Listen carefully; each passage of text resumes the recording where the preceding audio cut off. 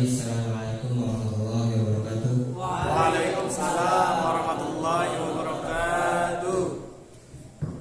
Innal hamdalillah nahmaduhu wa nasta'inuhu wa nastaghfiruh wa na'udzu billahi min shururi anfusina wa min sayyiati a'malina may yahdihillahu fala mudilla lahu wa may yudlil fala hadiya lahu. Asyhadu an la ilaha illallah wa asyhadu anna Muhammadan abduhu wa rasuluh la nabiyya wa rasulullah. Qala ta'ala fil Qur'anil Karim, a'udzubillahi minasyaitonir rajim. Bismillahirrahmanirrahim. Rabbi shrah li sadri wa yassir li amri wahlul 'uqdatam min lisani yafqahu qawli. Pertama-tama, marilah kita panjatkan puja-puji syukur kita kehadirat Allah Subhanahu wa taala yang mana telah memberikan kita begitu banyak nikmat. Saking banyaknya nikmat yang telah Allah berikan pada kita di dalam Al-Qur'an disebutkan wa in tuhsinu ni'matallahi la tuhsuha. Dan apabila kau menghitung nikmat yang telah Allah berikan kepada kita, maka saya kita tidak akan mampu menghitungi. Dialah Allah yang menciptakan langit, dialah Allah yang menciptakan bumi, dialah Allah yang menciptakan alam semesta ini dengan masa. Khalaqas samawati wal arda fi sittati ayyam. Dan dialah Allah yang menciptakan manusia sebaik-baik bentuk. Khalaqal insana fi ahsani taqwim. Kedua kalinya salawat serta salam tak lupa tercurah limpahkan kepada baginda alam Nabi besar kita yang Allah Muhammad sallallahu alaihi wasallam.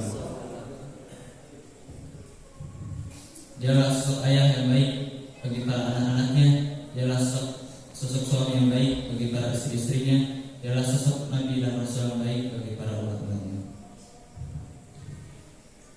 Allah memberikan kita begitu banyak nikmat seperti yang tadi disebutkan.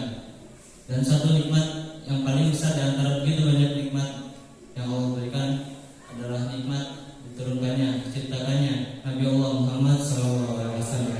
Karena dalam menciptakan beliau kita mengetahui apa itu iman, kita mengetahui apa itu ihsan, dan kita mengetahui apa itu Islam. Dalam hadis Arba'innya 40 dari Umar radhiyallahu anhu, qala hadatsana Rasulullah sallallahu alaihi wasallam biman kibana wa qala kun fid dunya gharibun wa alaihi sabil. Rasulullah mengibaratkan hiduplah di dunia ini seperti seorang musafir atau seorang musabil. Kenapa? Dilanjutkan oleh Ibnu Umar, idza asbahta idza amsayta talakan tadi rasabat wa idza asbahta talakan tadi rasa. Fa min sihatika min maradika wa min hayatika li mautika. Jadi kenapa diibaratkan menjadi musabil atau seorang musafir? Karena ketika kita berada di waktu sore, maka kita tidak menunggu waktu pagi, dan sebaliknya ketika kita berada di waktu pagi tidak menunggu di waktu sore. Dan apabila kita diberikan sebuah kesehatan, sebuah nikmat kesehatan, kita tidak menyia-nyiakannya.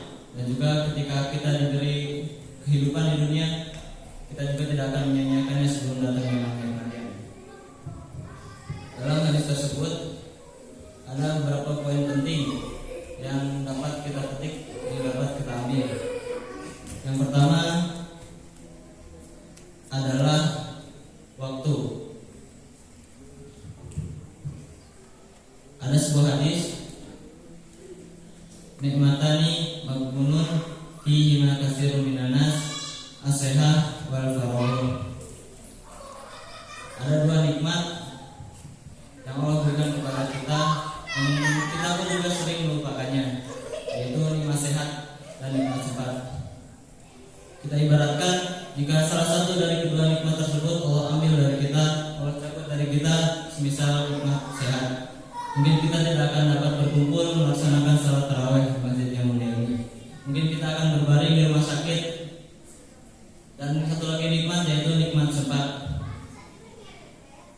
banyak manusia di muka bumi ini yang mereka hidup, akan tapi mereka lupa untuk datang kepada masjid.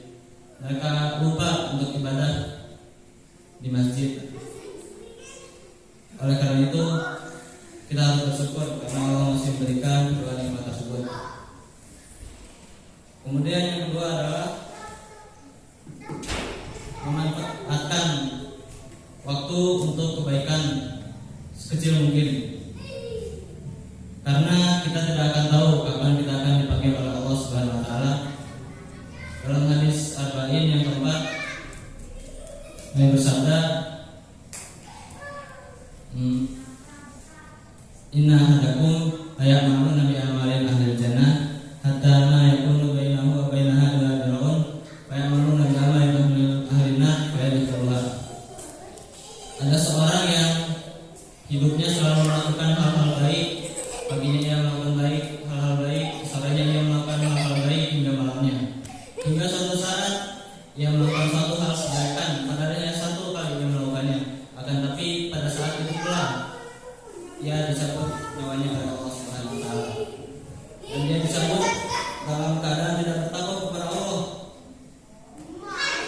Namun sebaliknya, dari hadis tersebut menyebutkan Inna hadakum la ya'maluna bi amalin ahlin nar hatta ma yakunu bainahu wa bainaha illa dir'un wa ya'maluna bi amalin ahlil jannah fa yadkhuluha. Ada orang yang selalu melakukan hal-hal baik, saking seringnya ia melakukan hal-hal baik, jarak antara dia dengan surga hanyalah sejengkal, antara neraka hanya sejengkal. Namun suatu saat dia melakukan suatu hal yang baik, maka masuklah dia ke dalam surga. Ada sebuah kisah dari sahabat Nabi yang bernama Amr bin Sabit al-Wahsy. Pada suatu hari ia datang kepada Rasulullah. Dia aslinya bukan orang Islam dan bahkan pembenci Islam. Suatu saat ia datang kepada Rasulullah, "Ya Rasul, saya melakukan banyak perbuatan-perbuatan jahat dan saya ingin masuk ke dalam agamamu." Kemudian Rasul pun langsung menyuruhnya untuk bersyahadat.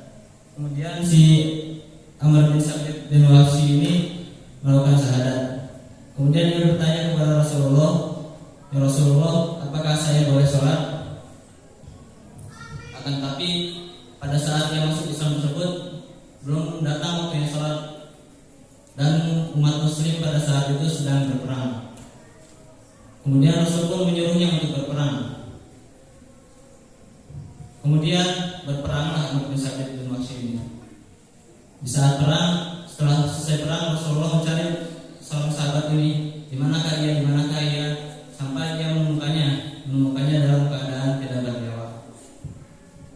Kemudian Rasul pun berkata kepada saudara-saudaranya setelah melihat kewafatan si Amr bin Wahsy ini, dia berkata, dia adalah seorang yang masuk surga, akan tetapi jidatnya tidak pernah dipakai untuk bersujud kepada Allah. Oleh karena itu, apalagi kita berada di bulan Ramadan, jangan sia-siakan momen yang mulia ini, karena